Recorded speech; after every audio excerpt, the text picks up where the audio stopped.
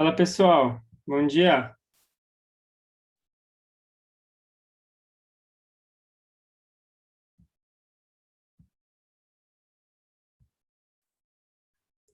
E aí, tudo bem com vocês?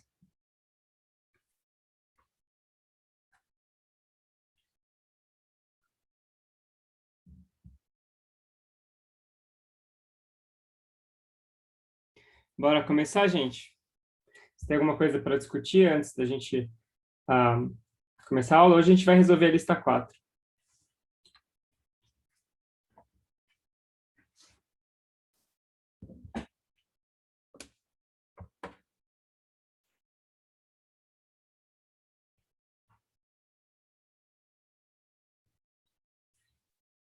Nada a discutir? Beleza. Então, bora lá. Ah, então, vamos começar esse primeiro problema aqui da lista 4. É um problema que eu gosto muito, porque esse tipo de energia potencial que aparece aqui, com essa forma, ele acaba aparecendo também em outras áreas muito além da mecânica, né? Então, aqui é um problema de mecânica normal, ou seja, você tem uma energia potencial é, é, que depende da posição X, né? E acabou. Mas é curioso que esse tipo de perfil de potencial, ele aparece em várias coisas. Então, por exemplo, a origem da massa, né, em física de partículas, ou a explicação da supercondutividade, sempre aparece esse tipo de potencial, que é o que a gente chama de um chapéu mexicano, né? Porque se você olhar assim, de perfil, parece aquele chapéu mexicano. Né? Então, é curioso como uma coisa tão simples assim acaba aparecendo em tantos lugares diferentes. Bom, então vamos lá. Primeira pergunta: qual é a força que atua sobre esse potencial? Ora, a força é fácil, a força é menos a derivada de U com relação a x, né? Se eu derivo aqui esse cara, vai ficar A vezes x, tem um menos com um menos ali, e no outro termo vai ficar menos bx ao cubo. Tá? Item B, onde que a força onde que são os pontos de equilíbrio, né? O ponto de equilíbrio do potencial. Então, os pontos de equilíbrio são os pontos onde a força se anula, né? Então, vai ser aqui, aqui e aqui. Então, a gente tem que simplesmente ver quando é que F igual a zero. Então, isso daqui vai me dar uma equação que é assim, ó, A, né? AX menos BX ao cubo igual a zero. Então, se eu coloco um x em evidência, eu fico A menos BX ao quadrado. Então, daqui saem três soluções. Eu tenho x igual a zero, e eu tenho x igual a mais ou menos raiz de b sobre a, que são esses pontos aqui, né? Então, eu tenho esses pontos aqui, que são a raiz de b. Desculpa, falei bobagem, raiz de a sobre b, né? Raiz de a sobre b. A sobre b. Beleza?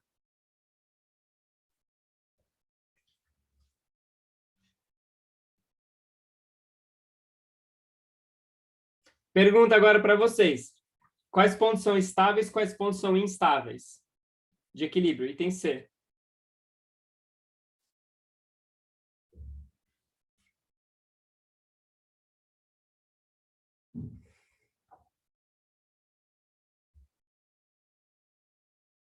Oi, Raul. Se a gente tem uma energia potencial, então a força necessariamente é conservativa, ou seja, força conservativa é aquela que vem de uma energia potencial. Então, se eu estou te dando energia potencial, a força associada a ela com certeza tem que ser conservativa.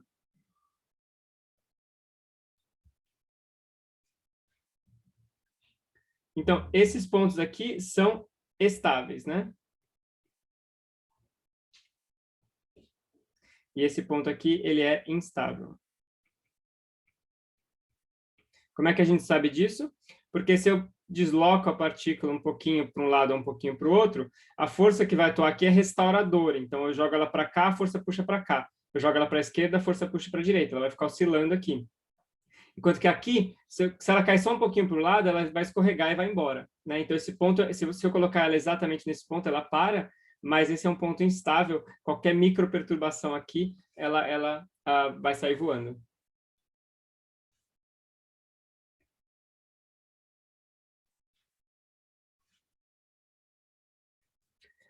Próximo item. Agora aqui a gente está dando valores concretos aí para a energia potencial e está perguntando o seguinte, se ela vai começar, né, então entender, se ela começa em x0 igual a 2,8 metros, será que ela passa para o outro lado? Então, a ideia é que ela vai começar por aqui, ó, em algum lugar por aqui. Né? Aí a pergunta é, será que ela vai passar? Porque se eu soltar ela, a intuição é que se eu solto ela aqui, ela vai subir até aqui. Se eu solto ela aqui, aí ela vai passar e vai subir até aqui. Né? Então, eu preciso, no fundo, a ideia é meio traçar linhas horizontais, assim, né? E aí, essa linha horizontal ela vai te dizendo até onde que a partícula vai subir. Se eu começo com uma energia aqui, a energia vem no máximo até aqui, e assim por diante. Tá? Então, fazendo a conta aqui, o enunciado também fala que A igual a 1 joule por metro ao quadrado, B igual a 0,25 joule por metro à quarta, a gente vê que a energia potencial em x0, se você substituir os valores, vai dar menos 0,0784 joule. Tá?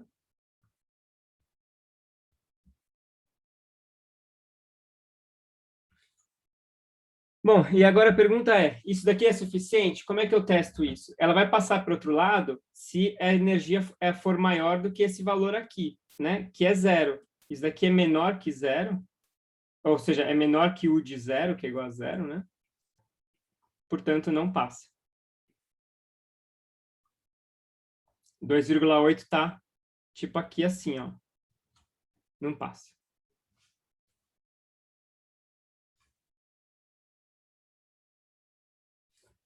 Beleza, gente? Perguntas?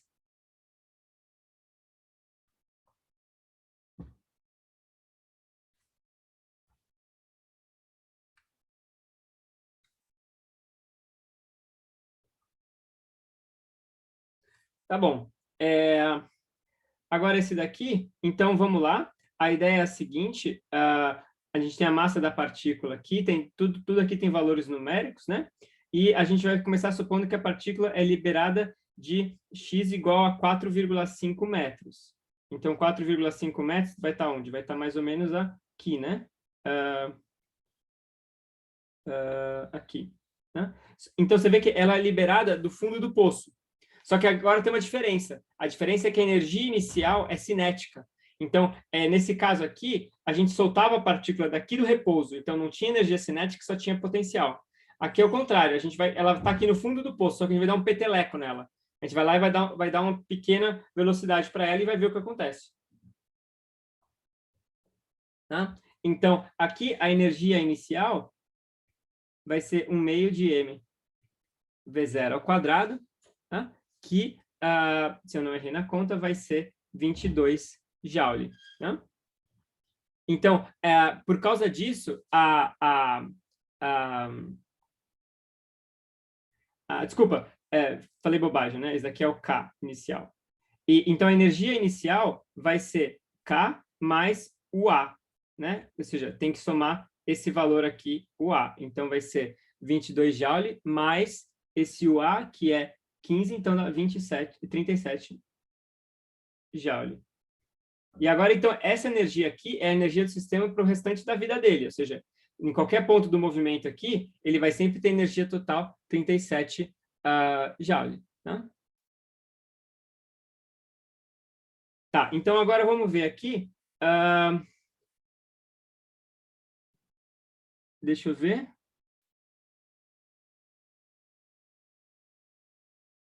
Então, a primeira pergunta, será que ela vai conseguir chegar em x igual a 1 metro? Então, será que ela chega até aqui? Hã? Como é que a gente vê isso? Então, item A. A gente vê que a energia no x igual a 1 metro é o que a gente chama de UB, que é, portanto, 35 joule. Então, o que vocês acham? A energia total é 37. A energia do UB é 35. Dá para chegar ou não dá?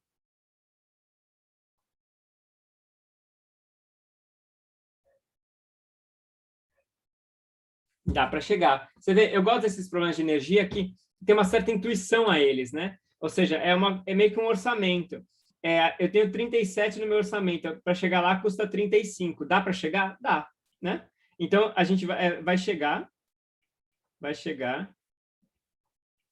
com K igual a 2 Joule, né? Ou seja, a energia cinética vai ser a 2 Joule. E aí, com isso, né, como K igual a 1 meio de mv quadrado, a gente tira substituindo os valores aqui, que a velocidade vai ser 2,1 metros por segundo. Beleza?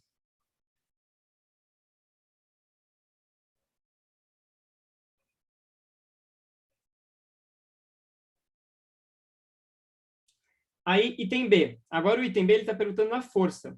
Então, a pergunta suponha que eu estou nesse ponto aqui, ó, aqui, né? Então, que se mover à esquerda de x igual a 4 metros. Então, eu estou aqui. Qual que vai ser a força que está atuando nesse sistema? Então, a gente sabe que a força vai ser menos a derivada de u com relação a x.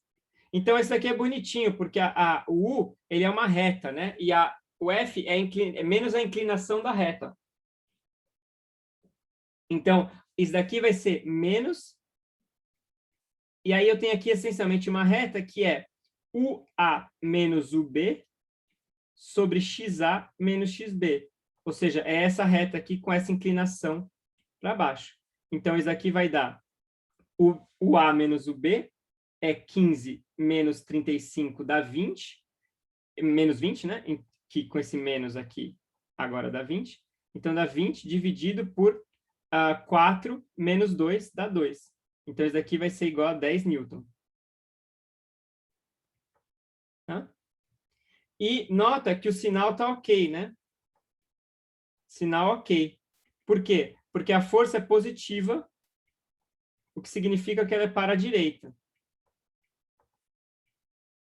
Ou seja, se eu tento subir aqui, eu dei um peteleco na minha partícula, ela começou a subir. Eu estou tentando subir aqui, mas a força aqui, ela é contrária. A força tende a jogar a partícula de volta para baixo. Ela só está subindo por causa do peteleco. Tudo bem? Perguntas?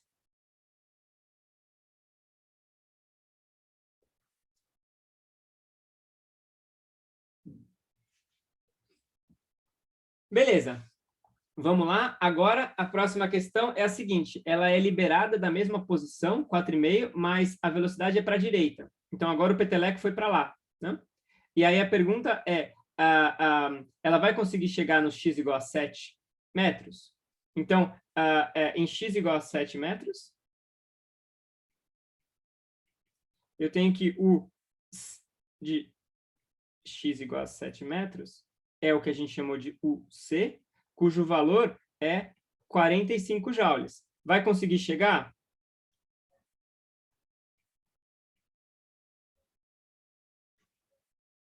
Vocês acham que a partícula vai conseguir chegar ou não?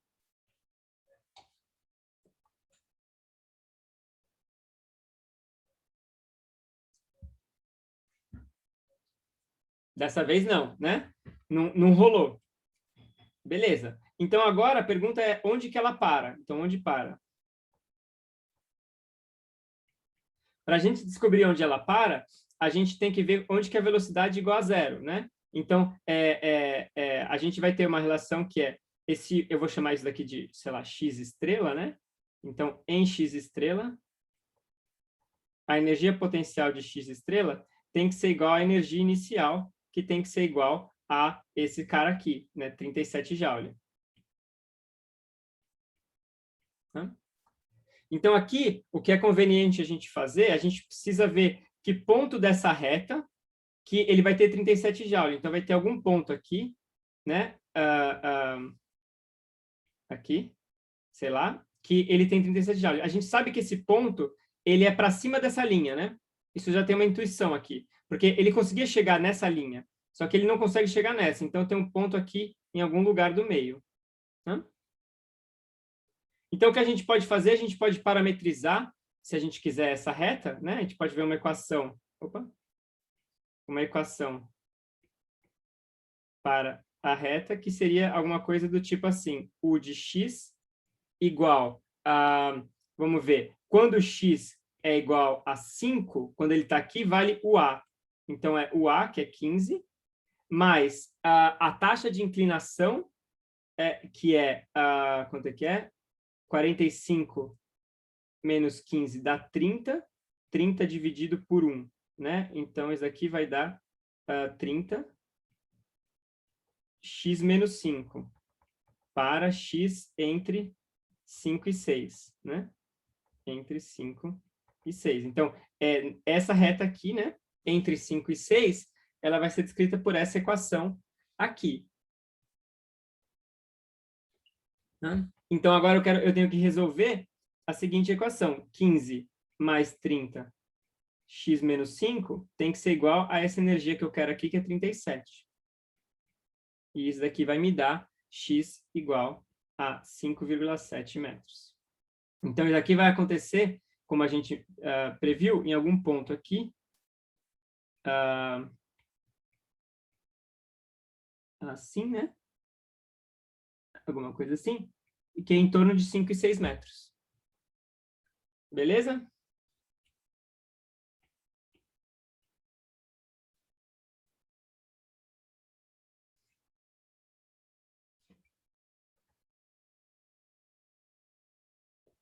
E por último, o item D é bem fácil. Eu vou, na verdade, até economizar um pouquinho de espaço aqui, tentar colocar ele junto aqui.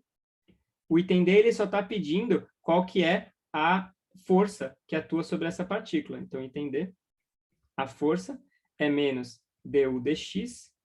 Então, se a gente voltar aqui para o nosso gráfico, eu estou olhando para essa reta aqui, então eu tenho menos UC menos UA, dividido por 6 menos 5.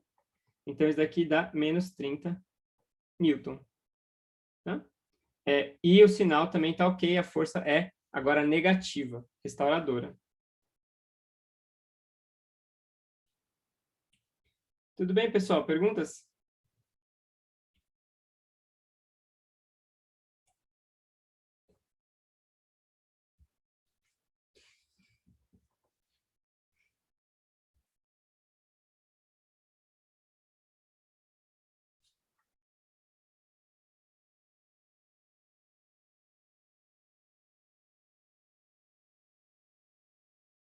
Show. Então, agora a gente passa para esse problema aqui, que é um problema bem tranquilo.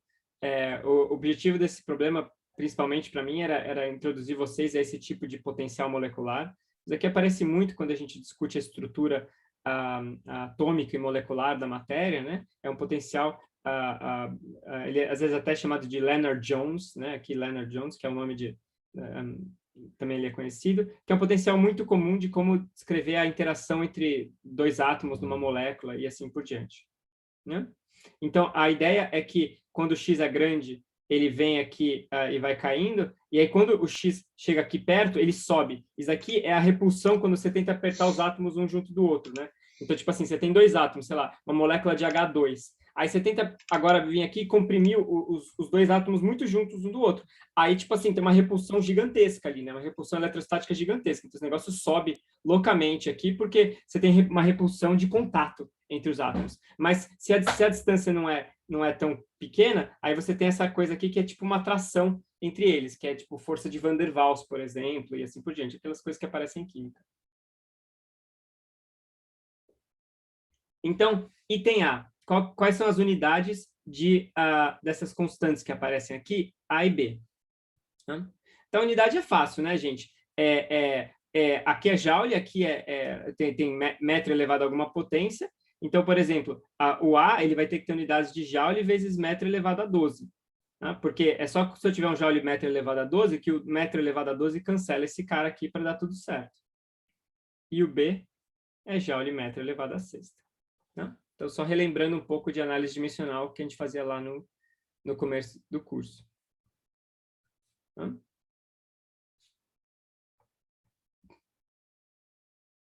Item B. Item B agora é o ponto de equilíbrio.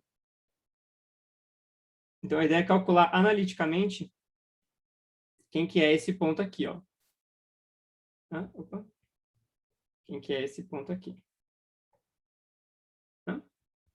Então, como é que a gente faz isso? A força é menos du dx.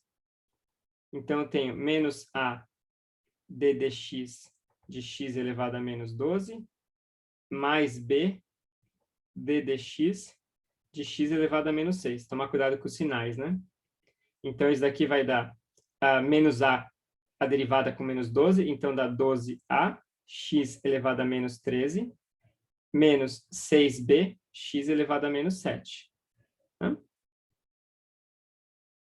E isso daqui tem que ser igual a zero. Então, a gente quer encontrar o ponto onde isso daí é igual a zero. Então, deixa eu talvez colocar alguma coisinha em evidência aqui. Eu posso colocar assim 1 sobre x elevado a 7 em evidência. E aí eu fico assim, 12a sobre x elevado a 6 menos 6b. Né? E isso daqui tem que ser igual a zero. Né? Então, a gente vê que tem um ponto de equilíbrio aqui, que vai ser a solução dessa equação que está aqui no meio, que vai ser x igual a 2a sobre b, potência de 1/6. Né? Isso aqui é o ponto de equilíbrio.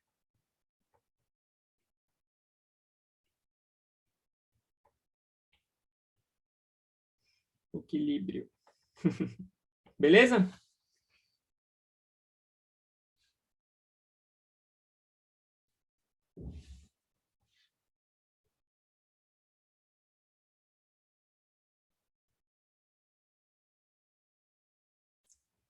Bom, e o item C é tranquilo, é só para,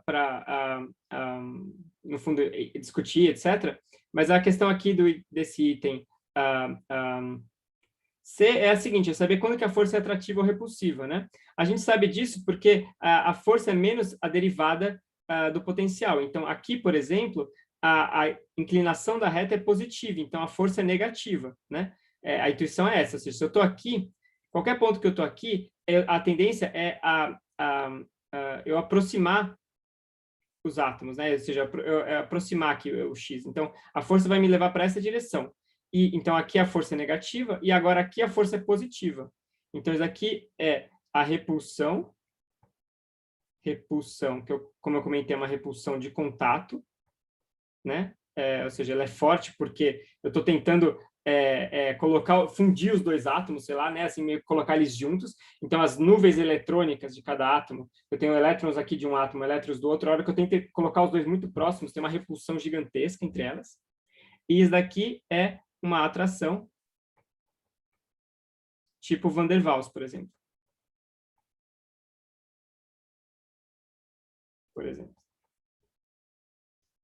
Beleza? Perguntas?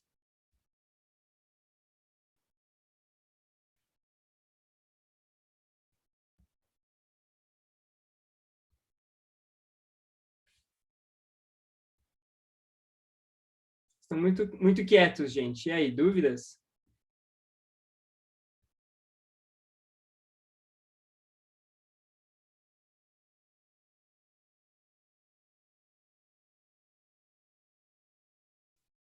Beleza, então bora lá.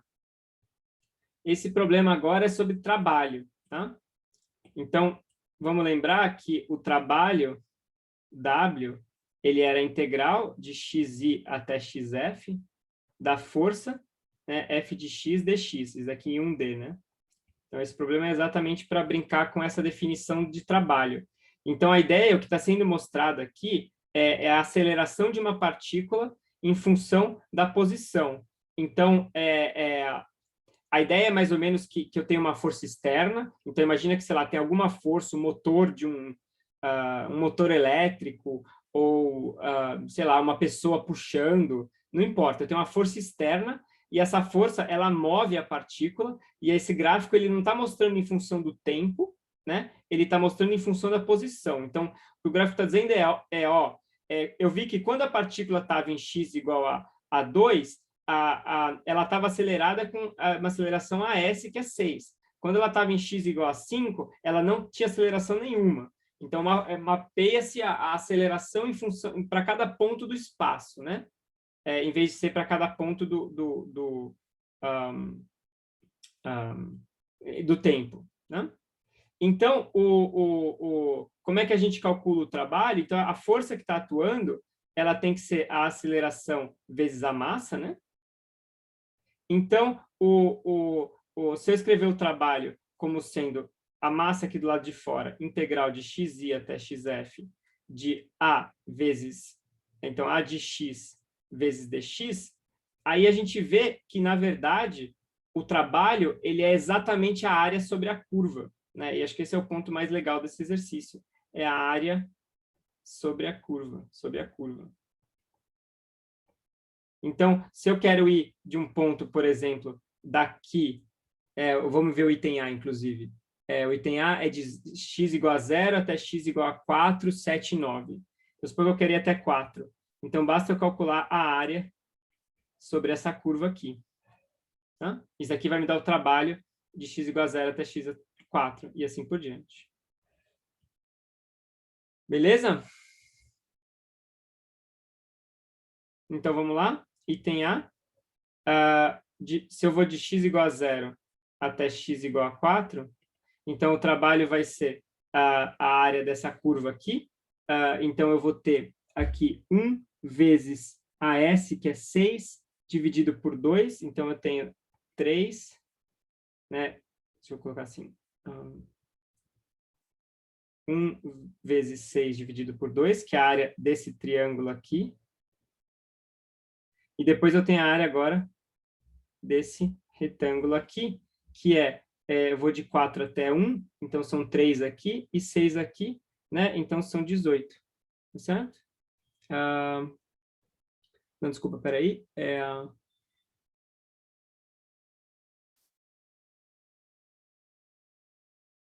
Isso, 18. Faltou só uma coisa aqui, desculpa, gente, que eu comi bola. Vezes a massa, né? Então, vezes a massa, que qual que é a massa da partícula aqui? 2. Então, quanto é que vai dar isso aqui? Vamos ver. Dá 3 mais 18, dá 21, né? Então, vai dar 42 joules. Tá? Então, só para deixar bem claro, né? Isso daqui é a massa. Aí eu vou até colorir aqui. Então, eu vou colocar esse cara em vermelho. Aqui. E esse cara em vermelho, ele era esse triângulo aqui. Peraí, deixar tudo colorido para ficar bem claro. Ele é a área desse triângulo aqui. E aí, eu vou pintar agora de azul a área desse triângulo aqui. Tá? E isso aqui é esse 18 aqui. Tá? Ou eu posso, talvez, se quiser ser mais cuidadoso ainda, eu vou chamar isso aqui de 6 vezes 3. 3 vezes 6. Tá? Que aí fica bem claro, né? Que é base vezes altura. Tudo bem, pessoal?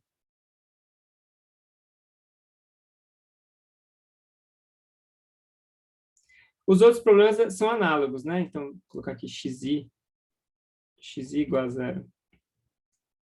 Xf igual a 4. Então, aqui xf igual a 7. 7 metros. Então, o W vai ser igual a 30 joule. E xf igual a 9 metros. Então, o W vai ser igual a 12 joule. Tá? Eu vou deixar isso aqui assim, não vou repetir a conta, mas é só ficar calculando essas áreas aqui. Né? Ok? Então, o que é interessante aqui é que você vê que a área da parte de cima não é igual à área na parte de baixo, né? Aqui é mais gordinho do que aqui. Então, no final das contas, apesar da aceleração voltar para 0, o trabalho não foi 0. Ou seja, no final da história, a força realizou um trabalho total positivo. Então, ela realizou trabalho aqui sobre o sistema. Né? O trabalho ele é máximo aqui, então aqui eu realizo um montão de trabalho, aí no x igual a 7, que estava aqui, eu já diminuí um pouco isso daí, porque eu já compensei com essa área negativa aqui, né? Ou seja, esse triangulinho e esse pedacinho aqui já me compensaram um pouco do trabalho que eu realizei aqui, e quando eu chego aqui, eu não compenso completamente, eu ainda obtenho um trabalho diferente de 0. Ok? E para o item B, agora ele pergunta qual que vai ser a velocidade, módulo, direção e sentido da partícula quando chega nas posições. Né? Então, nesse caso, a gente usa o teorema trabalho e energia cinética, né? Que diz que o trabalho realizado é sempre a variação da energia cinética. Então, desculpa, é a variação, mas comecei do repouso, né? Então, vou até colocar aqui menos 1/2. Então, final, menos 1/2 de mv inicial ao quadrado, mas é que esse termo aqui é zero porque partiu do repouso. Né? Então, essencialmente, esse trabalho, esses números aqui, 42, 30 e 12, o que eles representam? Representam exatamente a energia cinética que foi convertida para partícula. Ou seja, a força externa veio aqui, pegou esse objeto, fez esse negócio aqui, acelerou e tal. Quando a partícula chegou em cada ponto X, ela tinha uma velocidade diferente graças à realização de trabalho. Então, a partícula realiza trabalho sobre o sistema e que acaba sendo convertido em energia cinética. Então, e aí, os resultados aqui, 4 metros, 7 metros e 9 metros, eu vou deixar como exercício, mas vai ser V final igual a 6,5 metros por segundo, V final igual a 5,5 metros por segundo, e V final igual a 3,5 metros por segundo.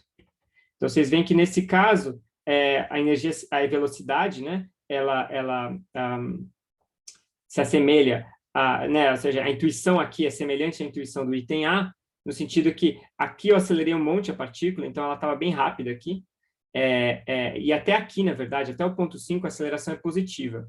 Então, daqui até do 0 a 5 eu estou acelerando, então a velocidade vai estar aumentando. Esse 6,5 é nesse ponto aqui, aqui a velocidade ia ser ainda maior. Né? E aí, a partir daqui, ela começa a desacelerar. Né? E aí, aqui, no fundo, é o ponto onde a velocidade é a menor de todos, que é 3,5. Beleza? Perguntas?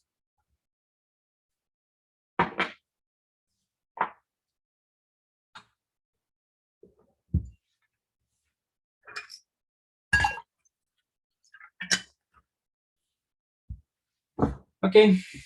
Então, o próximo problema é sobre potência. Né? Opa, deixa eu talvez colocar mais para cima aqui. Aqui, sobre potência. Tá? Então, potência, a gente tinha visto algumas fórmulas, na verdade, para potência, né? Que a potência era a derivada do trabalho com relação ao tempo, né? Então, é a taxa de realização de trabalho, a taxa com que se realiza o trabalho. Mas a gente tinha visto uma fórmula particularmente útil, que era F vezes V, né? Essa fórmula ela é prática, assim, porque em cada instante, se eu sei a velocidade, eu sei a força que está atuando sobre a partícula, então eu sei a potência. A potência ela é semelhante ao trabalho, né? Mas o trabalho ele é um trabalho ao longo de uma trajetória. A potência é o trabalho por segundo. Né? Então, por exemplo, no primeiro item, vamos ver, ó, o motor é usado para operar um elevador que pesa 1 tonelada. E o motor ele está fazendo o que precisar ser feito ali para que a velocidade seja meio metro por segundo. Então, assim, tipo, o motor ele tem que fornecer essa potência para manter essa velocidade, né? O que mantém a velocidade constante no elevador é a energia, no fundo, elétrica que está sendo consumida pelo motor para gerar essa potência. Então, a potência dissipada pelo motor, nesse caso, vai ser F vezes V, onde V igual a meio metro por segundo, e F vai ser, nesse caso, a força peso, tá? Que é então, mg, que então vai dar 9,8 quilonewton, né? Porque é uma tonelada, então dá 10 a terceira quilograma, então dá quilonewton, tá? Então a potência vai ser P igual a 4,9, metade disso, quilowatts. Então, lembra que watt é joule por segundo, né? Então, isso daqui é a unidade de potência. Tá? Então, se você tem um motor... Isso é interessante, né? Porque é uma coisa, é uma coisa prática na hora de desenhar dispositivos e na hora de aprender como é que funciona esses dispositivos práticos. O motor, ele quer fazer esse trabalho mecânico. Então, isso aqui é uma coisa mecânica, né? Que esse motor tem que fazer. E isso daqui é a potência que o motor tem que fornecer. Como que o motor vai fornecer essa potência é problema do engenheiro, digamos assim, né? Ou seja, o engenheiro tem que ver lá como é que se vai ser um motor elétrico, um motor a gasolina, não importa. Mas isso daqui é a potência que tem que ser fornecida. Tá? se eu quero levantar uma tonelada a meio metro por segundo. Então, pensar dessa forma é muito útil, porque eu sei exatamente o quanto que eu tenho que estar fornecendo a cada segundo de energia. Bom, qual o trabalho realizado se ele opera por 10 segundos? Então, se eu tenho 10 segundos, o trabalho realizado é P vezes ΔT, é a potência vezes o intervalo de tempo. Então, dá 49 quilojoules. Então, isso daqui é energia total, né? Joule é energia, né? Enquanto que potência é energia por segundo, né?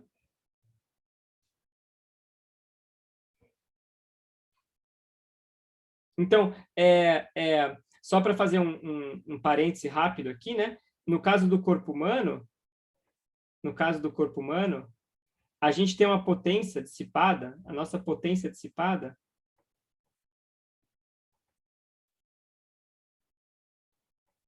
é de aproximadamente 150 watts. Então, significa que a cada segundo a gente está jogando fora 150 joules de energia por segundo, né? Isso daqui é o que se usa, por exemplo, quando você tem que fazer uma conta do ar-condicionado que você vai instalar numa sala. Você está, né, fazendo uma instalação elétrica lá, você tem um auditório que vai ter 60 pessoas e você quer saber qual o ar-condicionado que você tem que colocar no auditório. Esse é um número que tem que ser levado em conta. Cada ser humano, cada cabeça ali está dissipando 150 watts. Então, você tem que garantir que isso daqui vai ser fornecido. Celso, você precisa de 105 watts para se manter vivo? Entendi, legal. Esse número eu sei que ele não varia muito, por exemplo, quando você faz exercício, em geral você vai subir para uns 200 watts, alguma coisa assim, etc. Isso, exatamente, eu ia chegar nesse ponto, Celso, que isso daqui é potência, então é energia por segundo. Se eu fizer agora isso daqui, então isso é P. Se eu fizer P vezes 24 horas, o que eu vou obter é 2.000 quilocalorias, onde quilocalorias é uma unidade que está relacionada com o joule, né? Então, aquele negócio que aparece lá no negócio nutricional de 2.000 quilocalorias se refere a 24 horas dissipando a 150 watts. Então, eu acho que isso daqui ilustra bem essa ideia, né? Exatamente, Celso.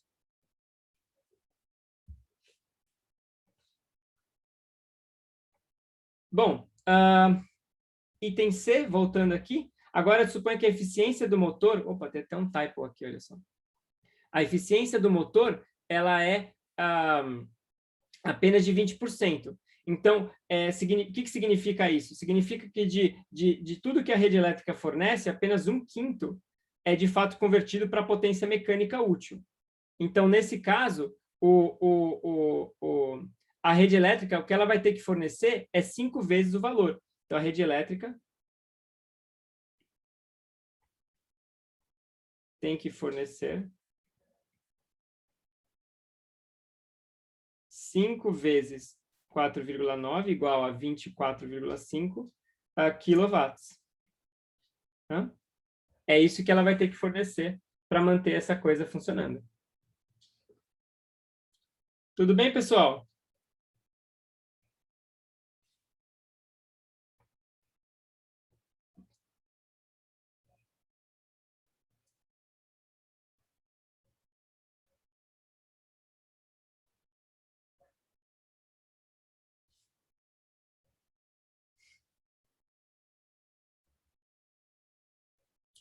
Show!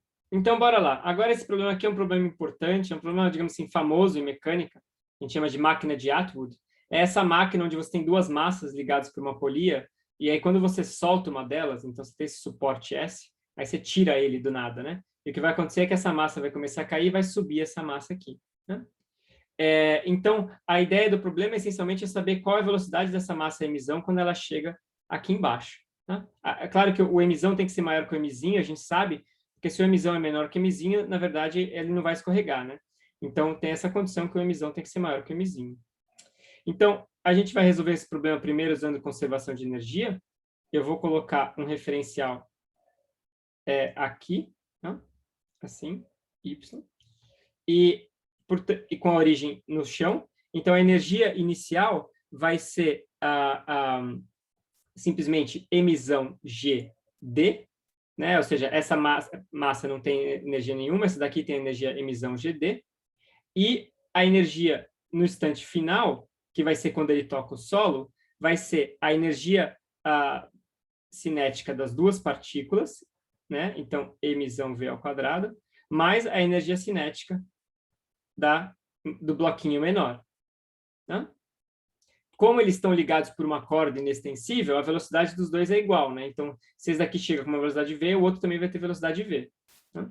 Então, por conservação de energia, eu fico que 1/2 de M mais M V2 vai ser igual a M menos M GD. Ou seja, V2 é igual a 2GD vezes essa razão aqui, M menos M sobre M mais M. Tá?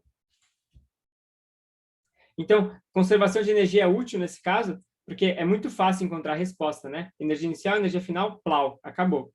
Tá? Mas a gente também podia resolver o problema usando a lei de Newton. Tá? Então, o item B, ele pede agora para usar a segunda lei. Então, nesse caso, a gente tem que escrever, a gente tem que fazer, no fundo, o que a gente fazia antes de aprender sobre energia, né? Esse problema a gente já podia ter resolvido ele usando só os conceitos de força e da segunda lei que a gente estudou antes. Então, para o bloco, pensando só no movimento vertical, né? Para o bloco maior, com uma aceleração A maiúsculo, eu tenho as forças atuando sobre ele, sendo, se eu colocar, né, colocar assim, ó, um referencial para baixo para esse cara aqui, um referencial para cima para esse cara aqui. Então, isso daqui vai dar mg menos a tensão na corda, e esse cara aqui, ele vai estar subindo com a tensão agora positiva, menos o mg negativo. Né? E agora a gente impõe os vínculos, né? Então, a gente impõe os vínculos. Quais são? Primeiro, na verdade, um deles a gente já impôs, né? Que a tensão é igual para os dois. E a gente impõe que eles andam juntos. Então, a aceleração A maiúsculo igual a A minúsculo. Tá? Ou seja, eu fico com duas equações. MA igual a MG menos T. MA igual a T menos MG. Somando as duas, a gente fica aqui Emão mais Eminho A igual a Emão menos Eminho G. Então, a aceleração A é igual a Emão menos Eminho G sobre Emão mais Eminho. E aí, como essa aceleração é uniforme, né?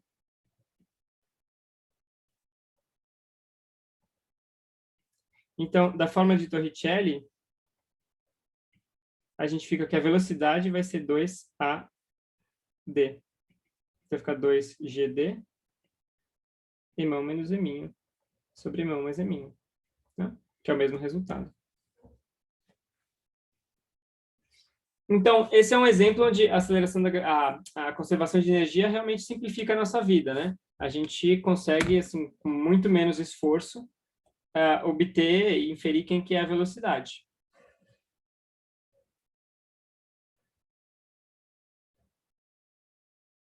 Perguntas?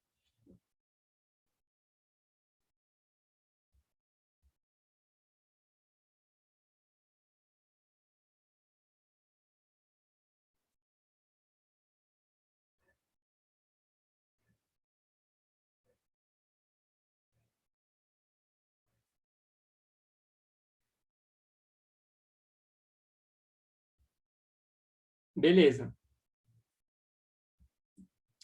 Então, bora lá. Próximo é o do iglu. Né? Então, esse problema é um problema legal porque ele mistura um monte de coisa que a gente viu, né? Não só a conservação de energia, mas também lei de Newton. Então, qual que é a ideia? A ideia é que o garoto ele começa aqui em cima, né? Então, ele vai começar com uma energia inicial, que é mgr, e ele vai começar a escorregar. Então, ele começou a escorregar, não tem atrito, não tem perda de nada, então ele começa a ganhar velocidade. Chega um ponto onde ele vai se descolar, ele vai tangenciar o negócio aqui, e vai sair voando e se desprender do iglu. E a pergunta é em qual altura que ele tem que estar nesse ponto.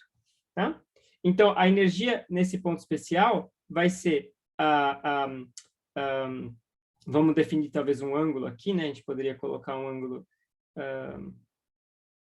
assim, sei lá, esse ponto onde ele desprende, vamos chamar esse ângulo aqui de θ, né? Então, a energia vai ser 1/2 de mv² mais a energia potencial, que nesse caso vai ser mgr seno de θ, né?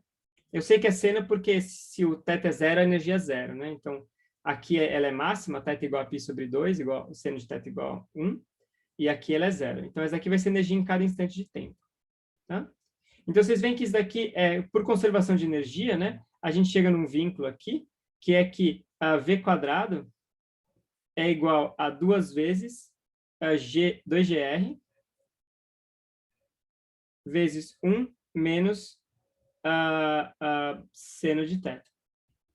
Oi, Raul, como que eu sei que é mais aonde? Na energia?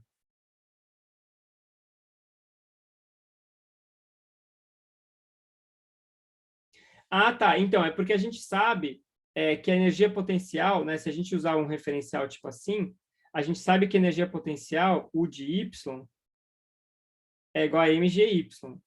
Então, a energia potencial ela é maior em cima do que menor, né? A intuição é que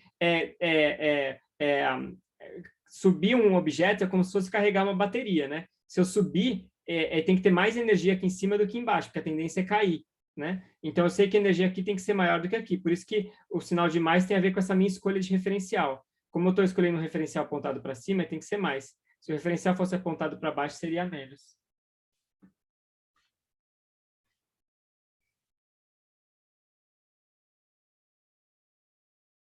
Beleza?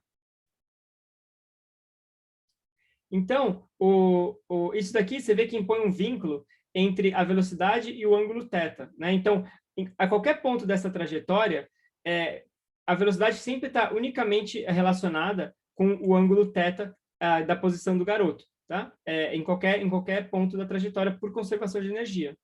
Mas agora o que a gente precisa é ver a condição de que ele vai, no fundo, perder contato. Então, é essa perda de contato.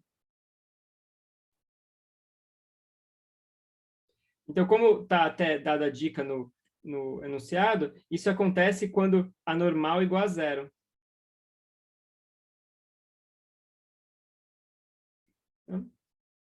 Mas quem que é a normal aqui? Então, nesse ponto de contato, o movimento ele é circular. Então, se eu pego aqui nessa posição, ele vai ter... Deixa eu talvez colocar... tudo bem. O que a gente vai ter aqui? A gente vai ter, para cá, a força normal, né? N. E para cá, a gente vai ter a aceleração centrípeta, né? E a força, uma componente da força-peso. Então, a gente tem que, da segunda lei, a aceleração centrípeta menos mv² sobre r, que é para cá, tem que ser igual a normal, né? Menos essa componente aqui, que é menos mg, vezes o cosseno de θ, né? Cosseno de θ, isso. Cosseno de θ, porque se θ é igual a π/2, tem que ser mg. Então, isso daqui é o balanço da lei de Newton nesse ponto aqui, né? Ou seja, a normal, ela é sempre perpendicular à superfície, então ela tem que compensar com uma energia, tem que, ela com a energia, com a força-peso, tem que dar algo que vai nos dar a aceleração centrípeta. Então, você vê que isso aqui vai agora impor um outro vínculo, que é que quando n igual a zero, a gente tira que v² vai ser igual a gr cosseno de θ.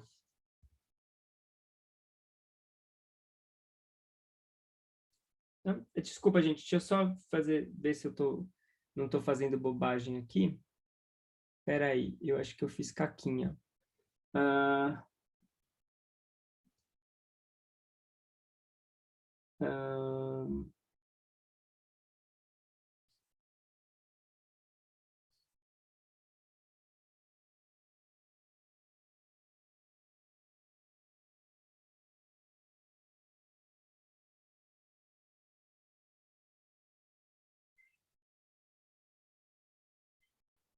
não, acho que está certo, né? Parece estar certo. Então, agora você vê que eu tenho dois vínculos me relacionando. Espera aí, gente, desculpa. É que minha solução aqui tá diferente. Só um segundinho, gente.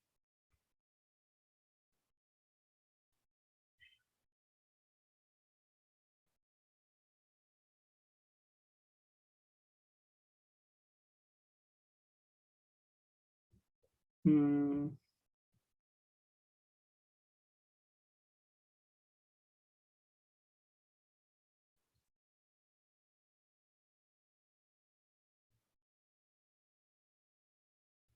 não, tá bom, vamos tentar aqui. Claro, Raul, fala de novo. Talvez tenha algum errinho aqui, gente, porque por algum motivo está diferente do meu gabarito aqui. Eu peço desculpas, tá? Mas vamos checar aqui e a gente vê o que acontece. Eu suspeito que o gabarito esteja errado. Já vou falar, Raul, o Gabriel, aqui é cosseno, porque é normal se for aqui... Ah, não, isso. Ah, verdade, Gabriel. Esse era o meu ponto. Tá certo. Aqui tem que ser seno, né? Tem que ser seno porque o raciocínio é que aqui é zero, né? Obrigado. Exato. Aqui é zero. Aqui não tem a componente da força-peso, e aqui tem. Então, aqui tem que ser seno, porque quando for π sobre 2, ela é máxima. Obrigado. Então, Raul, deixa eu agora, então, voltar aqui na questão. A gente tem que olhar, assim, a normal ela vai estar relacionada com o movimento do garoto, e, nesse caso, como o iglu ele é circular, esse movimento vai ser, né, então, perfeitamente circular, e, portanto, essa componente, que é a componente radial, tem que ser puramente centrípeta, porque lembra que o movimento ele é acelerado, ele vai ter uma componente da aceleração que é radial e uma componente tangencial. Mas a componente radial tem que ser centrípeta quando o movimento é circular. Então, nesse caso, a aceleração centrípeta vai estar relacionada com o balanço de forças ao longo dessa direção. E nessa direção você tem uma normal empurrando o garoto para lá e um peso puxando o garoto para cá. Então, esse é o balanço que está aqui. Tudo bem?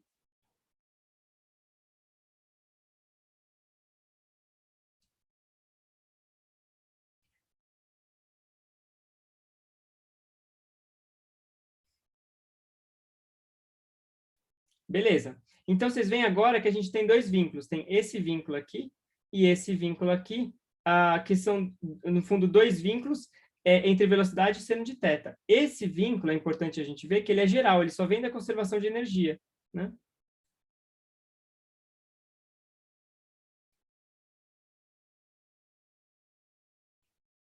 Agora, esse vínculo aqui, ele é específico. Ele vem da perda de contato. Ou seja, esse vínculo aqui, ele só vale para um único ponto, né? Ele só tem um único ponto da trajetória do garoto que isso daqui vai ser verdade.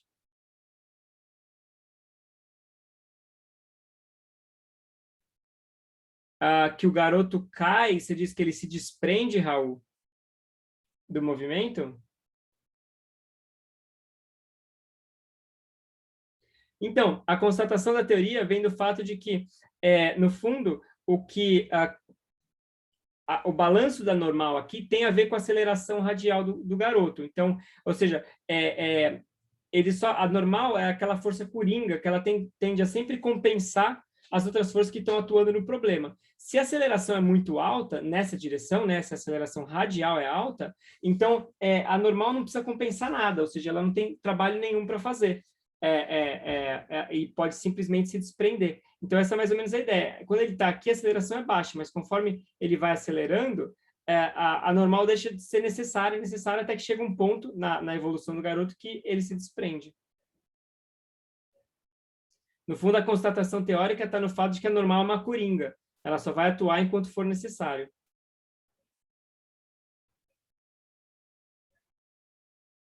Então, para concluir, como v quadrado igual a isso e v quadrado igual a isso, a gente conclui, então, que gr, seno de θ, tem que ser igual a 2gr, 1 menos seno de θ, e cancelando essas coisas, fica que, então, seno de θ tem que ser igual a 2 menos 2 seno de θ. Ou seja, seno de θ tem que ser igual a 2/3. Tá? E agora, finalmente, eu olho para a altura, né? Então, a pergunta do enunciado tem a ver com essa altura aqui. Então, a altura, onde ele vai se perder o contato, vai ser R seno θ, né? Pelo triângulo aqui desse cara aqui é R seno θ. Então, é 2/3 de R. Beleza?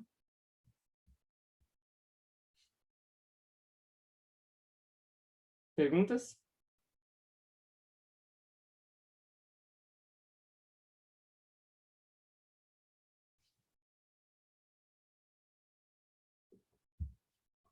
Tá bom, gente. Ó, esse problema aqui, ele é muito parecido. Então, a não ser que vocês tenham muito amor por esse problema, eu vou pular ele agora e qualquer coisa, se sobrar tempo, a gente volta para ele. Ele é um problema interessante, mas ele é parecido ao anterior.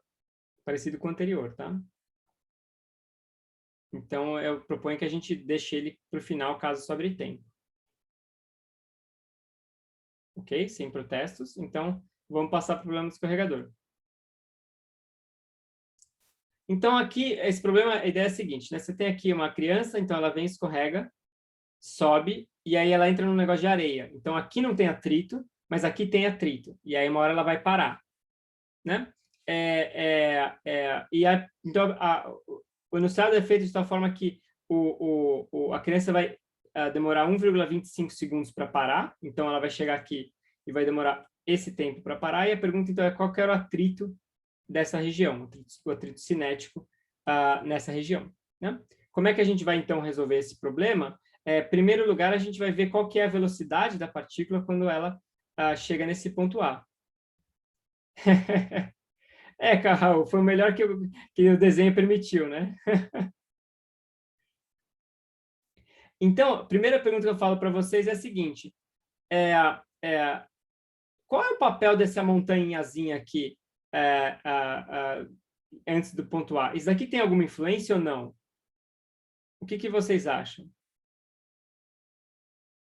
Por que não?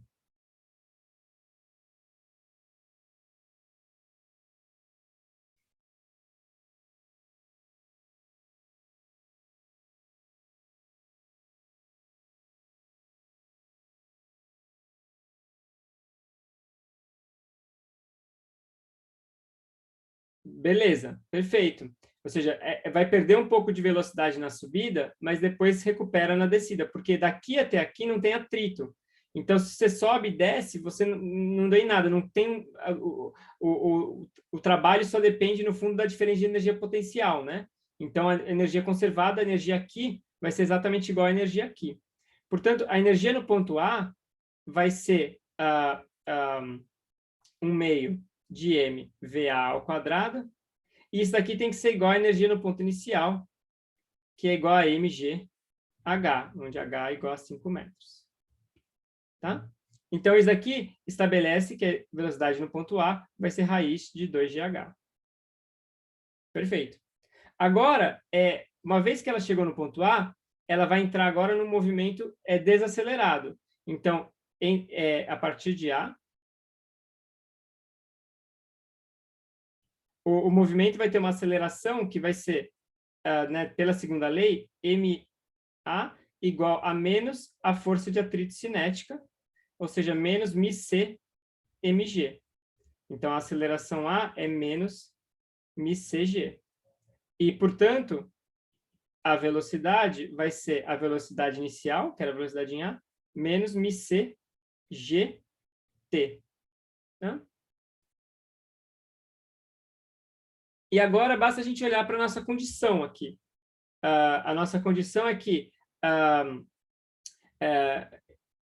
V de t igual a 1,25 segundos é igual a, eu vou chamar isso aqui, na verdade, de ΔT, V de ΔT, igual a zero, onde ΔT é 1,25 segundos. Então, isso daqui vai ser igual a VA menos μcg ΔT. Portanto, o μc, isolando aqui, vai ser VA sobre G ΔT. Tá? E substituindo a expressão final que a gente tinha aqui para o VA, eu fico com raiz, então 1 sobre ΔT, raiz de 2H sobre G. E substituindo os valores, daqui dá 0,808, mais ou menos. Beleza?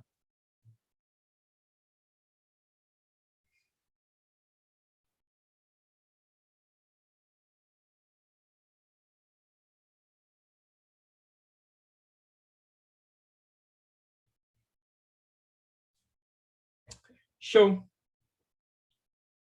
Então, agora vamos passar para esse daqui, forças em 2 dimensões. Então, o objetivo desse problema é saber se o campo de força é conservativo. Tá? Então, vocês vão lembrar que então, uma força conservativa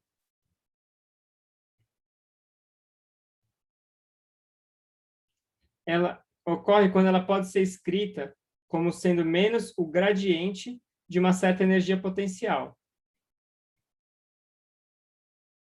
Tá? Onde eu tenho aqui um U de XYZ. Tá? Mas a gente tinha visto também um teste, né? O teste era para ver se as derivadas parciais cruzadas eram iguais. Então, o teste era, por exemplo, fazer a derivada da componente x com relação a y e testar se isso daqui é igual à derivada da componente y com relação a x. E, da mesma forma, para as outras direções.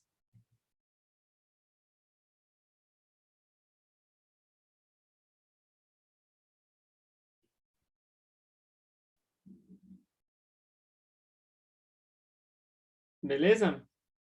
Então, nesse nosso problema aqui, o campo é bidimensional. Então, essas duas relações aqui, elas vão ser automaticamente satisfeitas, né? Porque fz igual a 0 e fx não depende de z. Então, essas equações aqui vão ser do tipo 0 igual a 0.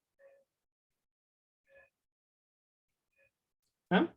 E essas relações aqui, agora a gente tem que testar. Então, fx é igual a ax mais ay, e fz é igual, desculpe, fy é igual a ax mais by ao quadrado. Vou colocar aqui embaixo. Então, a gente vai ter que del fx del y vai ser igual a A. E del fy del x também vai ser igual a A. Certo? Portanto, é conservativo.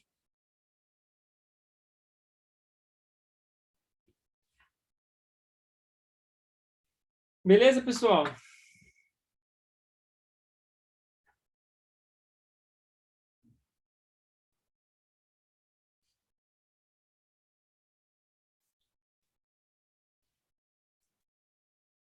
Oi, Raul. Claro, vamos voltar aqui.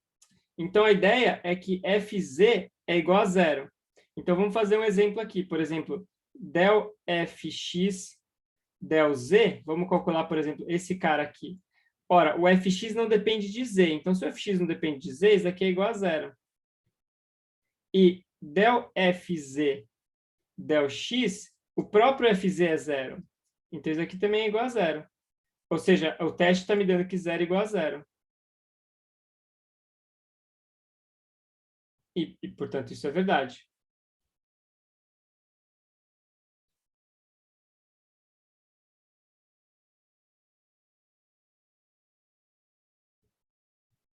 Beleza?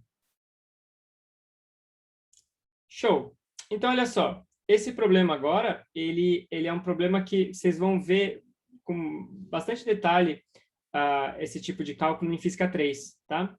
Física 3 vai gastar bastante tempo calculando a energia potencial devido a fios carregados. Então, a ideia é que você tem um fio carregado aqui assim, né? Assim. Opa, alguma coisa assim. Esse fio, então, tá carregado aqui, por exemplo, positivamente. E ele é muito longo, né? E aí, você vem aqui com uma carga de prova, então você tem uma carguinha aqui, Q, tá? E a ideia é que, então, essa carguinha ela vai sentir a interação com esse fio, ou seja, ela vai sentir o efeito desse fio carregado, portanto, ele vai exercer uma força nessa carga. Então, diferentes geometrias de objetos vão criar energias potenciais diferentes no espaço. Tá? Então, isso é legal, assim, isso eu acho que é uma das perguntas que vocês até fizeram quando a gente começou a falar dessa ideia de energia potencial, né?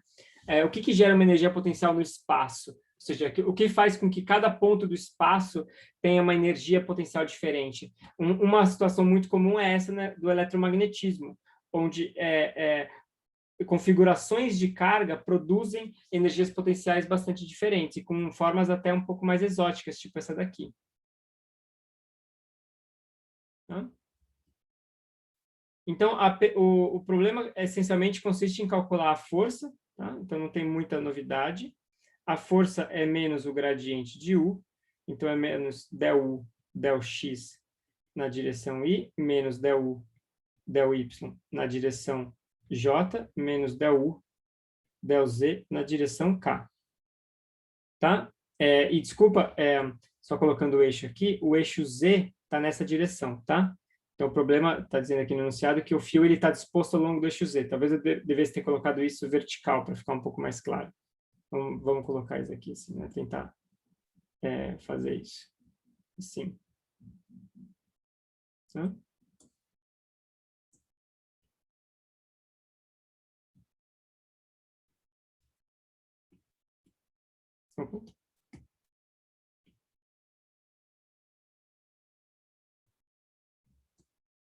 Ok? Então, vamos fazer essa conta aqui. Ou seja, del U, del X, né? Para começar.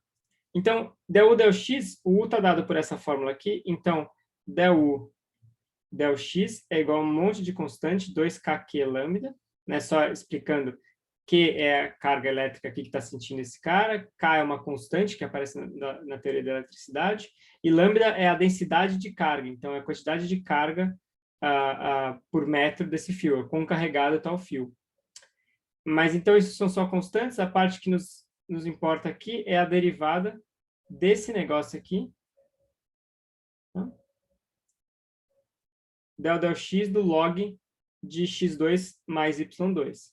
Então, para calcular essa derivada, aqui, a gente vai, então, usar a regra da cadeia duas vezes.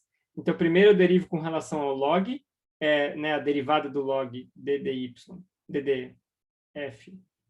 do ln de f é igual a 1 sobre f. Então, isso daqui vai ficar 1 sobre raiz de x2 mais y2, vezes ddx da raiz de x2 mais y2. E agora eu uso a regra da cadeia de novo para derivar com relação à raiz quadrada. Então, eu derivo primeiro com relação à raiz, que vai dar 1 sobre a raiz vezes um fator de 1 meio. E depois eu tenho um 2x, que é a derivada do que está dentro. Então, eu fico que del x vai ser igual, o meio com 2 cancela, fica 2kq lambda, x sobre raiz de x ao quadrado mais y ao quadrado. Faltou, né? Valeu, Raul. Não, faltou um menos? Não, aonde tem um menos, Raul? Porque a derivada daqui é meio, então cai só um meio positivo, né?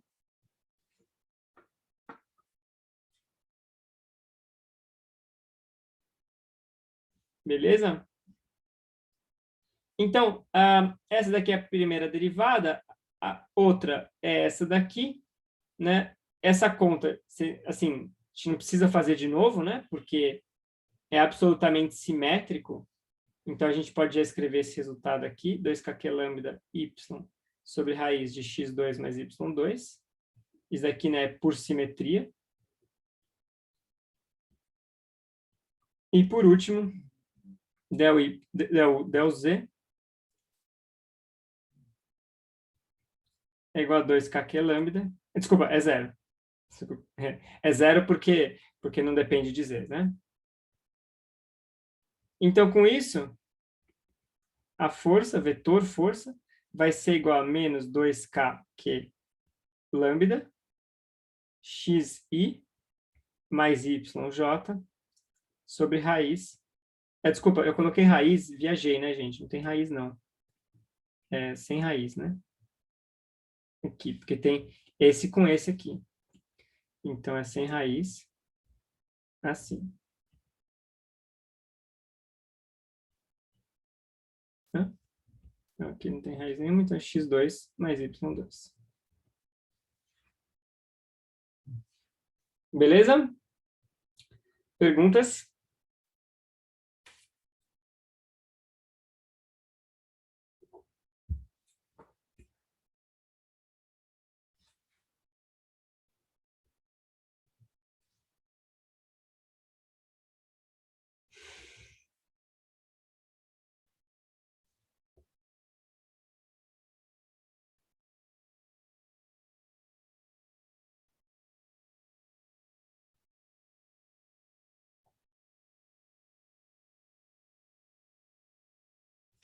Show. Então, agora a gente chega nesse problema aqui, que ele... a ideia é tentar entender como é que é a energia potencial desse cara, conforme eu mexo a altura aqui. Então, imagina que eu pego essa massa M2 e eu fico movendo essa altura, eu vou ter diferentes energias potenciais, porque a energia potencial dele não depende só da gravidade, depende também do contato do M2 com essas duas massas aqui. Você tem o peso puxando para baixo e as tensões nas cordas aqui puxando para cima. Né? Então, a ideia é estudar um pouco isso daí. Bom, qual que vai ser a força atuando sobre essa partícula 2? Né? Então, se a gente colocar um sistema de coordenadas y aqui para baixo, a gente vai ter a força como sendo mg na direção j, né? E, além disso, eu tenho essas duas tensões aqui para esses dois lados. Mas como as tensões são simétricas, a resultante das tensões tem que ser dada por isso daqui, né? Então, eu tenho menos a soma dessas duas tensões aqui, dessas componentes. Então, vamos talvez fazer essa conta com um pouco mais de calma. A gente tinha aqui uma tensão, eu vou chamar de T1, né? E aqui eu tenho essa massa M1G. Então, a gente sabe que T1 é igual a M1G, porque se esse objeto está em repouso aqui, então essa tensão tem que ser igual a essa massa. E aqui, se eu tenho uma tensão T1', e aqui eu tenho M1G, então o mesmo tem que ser verdade aqui, né? Tem que ser igual a T1'. Só que a hora que eu chego aqui, eu tenho diferentes componentes dessa minha força. Então, deixa eu tentar dar um zoom aqui. Eu vou apagar esse cara.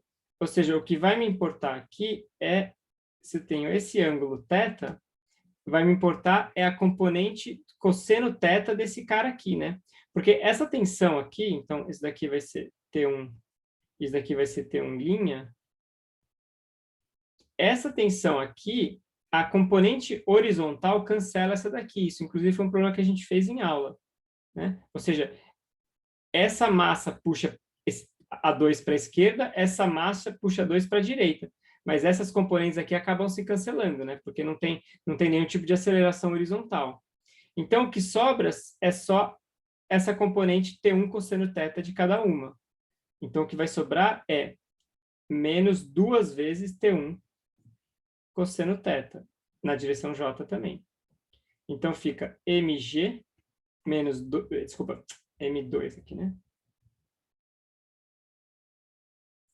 m2g menos 2m1g cosseno de θ na direção J. Certo?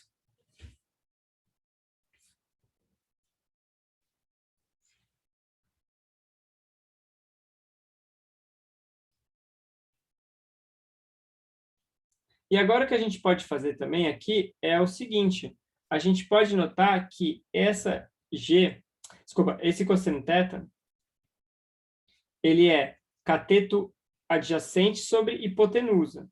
Então, ele é y sobre raiz de y ao quadrado mais d ao quadrado. Tá? Então, a gente tem aqui uma força que é uma função dy, que vai ser, então, mg vezes m2 menos 2m1 y sobre raiz de y ao quadrado mais d quadrado. Tá? Então, esse aqui é o que o enunciado estava pedindo, que é a força em função de y. Então, você vê que para cada, se eu vier com a mão aqui e eu começar a mover esse bloquinho, em cada ponto y, ele vai estar sujeito a uma força diferente.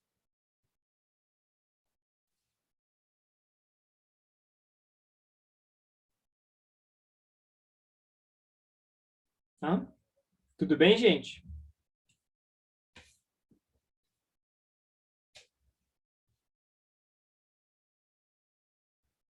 Beleza. Agora, B. Calcular a energia potencial. Então, energia potencial U de Y, né, como a força F2 de Y em módulo é menos a derivada da energia potencial, então, a energia potencial pode ser obtida como sendo menos a integral de F de Y dy.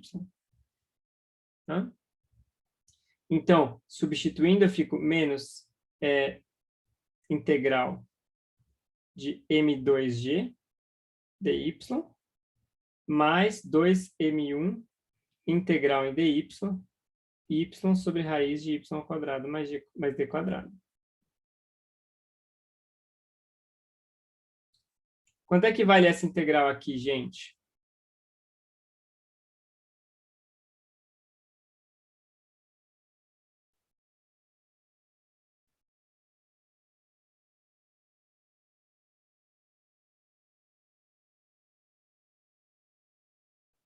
Vamos lá, pessoal. Quanto é que vale a integral de uma constante vezes dy?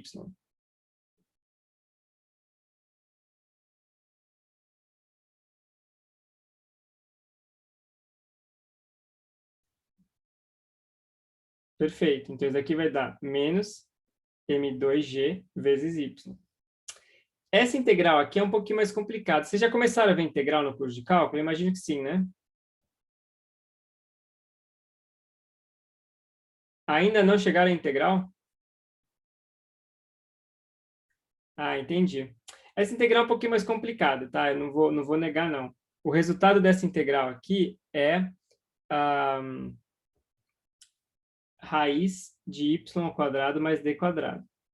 Agora, essa é aquele tipo de coisa, né? Checar a resposta depois é fácil. Então, se eu te disser que essa integral aqui é isso, dá para você derivar isso daqui e ver que dá isso daqui, né?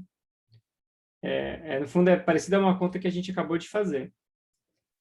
Então, isso daqui vai ficar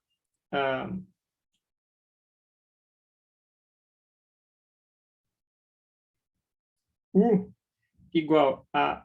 Desculpa, faltou um G aqui. 2m1g raiz de y ao quadrado mais d quadrado menos m2g y.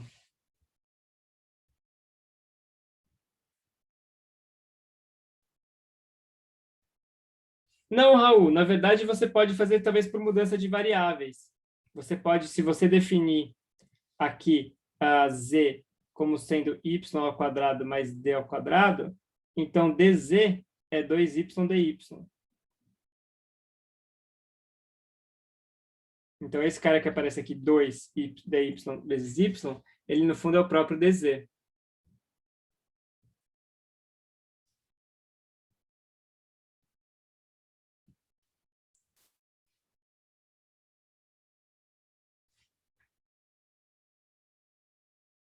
Então, se a gente fizer um gráfico disso daí, esse gráfico ele é interessante, ele tem a seguinte cara. Então, aqui eu vou colocar, por exemplo, y sobre d, e aqui eu posso colocar u sobre m1gd, por exemplo, para ter uma coisa dimensional, né? Então, ficaria assim, u sobre m1gd vai ficar 2 raiz de 1 mais y sobre d ao quadrado, menos M2 sobre M1, Y sobre D. Então, a ideia aqui é a gente tentar ver o que acontece quando as massas, por exemplo, são iguais ou mais pesadas ou assim por diante. Então, se vocês fizerem um gráfico disso daqui, vai ter mais ou menos uma seguinte cara. Ó. Se o M2 ele é igual a 2M1 ou maior, esse gráfico ele vai ser puramente decrescente. Por que isso é interessante? Porque a gente sabe do desenho que essas massas só vão ser capazes de segurar essa daqui se elas forem, pelo menos, né, se essa massa não for maior que 2 vezes essa. Ou seja, se esse cara pesa 1 quilo, esse cara pesa 10, então não tem jogo, né? Não tem como esses caras conseguirem segurar isso daqui. Então, nesse caso, isso é manifestado no fato de que o U não tem um mínimo, né? Ou seja, o mínimo do potencial, o U mínimo, é para y igual a infinito. Ou seja, o sistema não tem um ponto de equilíbrio estável, né? Não tem equilíbrio estável.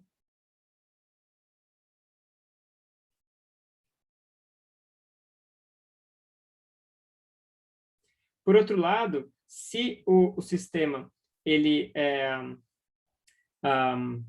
as massas são maiores, então, por exemplo, se o M2 é menor que 2M1, ele vai ter uma cara mais ou menos assim. Então, nesse caso, você vai ter aqui um ponto de mínimo, né? Então, eu acho isso legal porque a gente já estudou esse problema em aula, inclusive, e lá a gente encontrou esse ponto de equilíbrio, né? A gente foi lá, a gente fez a conta e a gente encontrou exatamente esse ponto de equilíbrio aqui. A questão é que agora a gente tem uma visão mais rica disso daqui. Porque não só a gente tem o ponto de equilíbrio, mas a gente consegue entender como é que é o perfil de forças ou de energia se eu pego e tiro esse meu sistema de equilíbrio. Então, antes, quando a gente falou de estática, a gente sabia onde o sistema ficava parado. Agora a gente sabe, por exemplo, o que acontece se eu puxar essa massa para baixo um pouquinho. Então, imagina que eu venho aqui, eu dou um pequeno puxão. Esse negócio vai ficar oscilando aqui de pouquinho em pouquinho. Tá?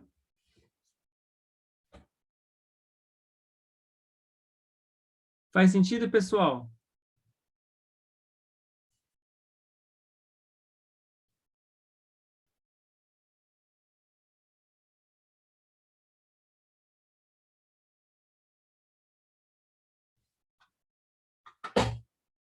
Ok. Então, acho que é isso aí, gente. Já são 11h25. Não tem problema. Ah, Gabriel, eu acho que não tem problema, não. Colocar o referencial para cima. Isso, deu o U com o sinal invertido, né? Tudo bem, deve inverter de sinal mesmo.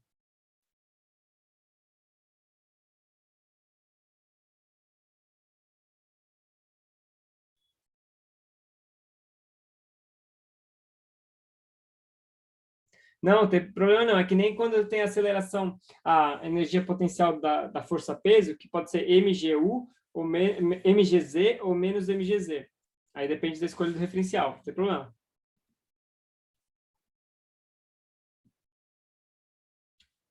Legal. Gente, então é isso aí.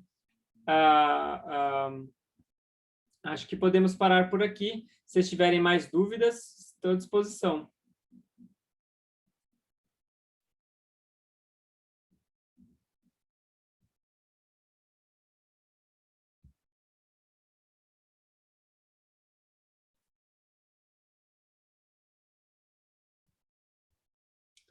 Valeu. Obrigado aí, gente, então. Até a próxima.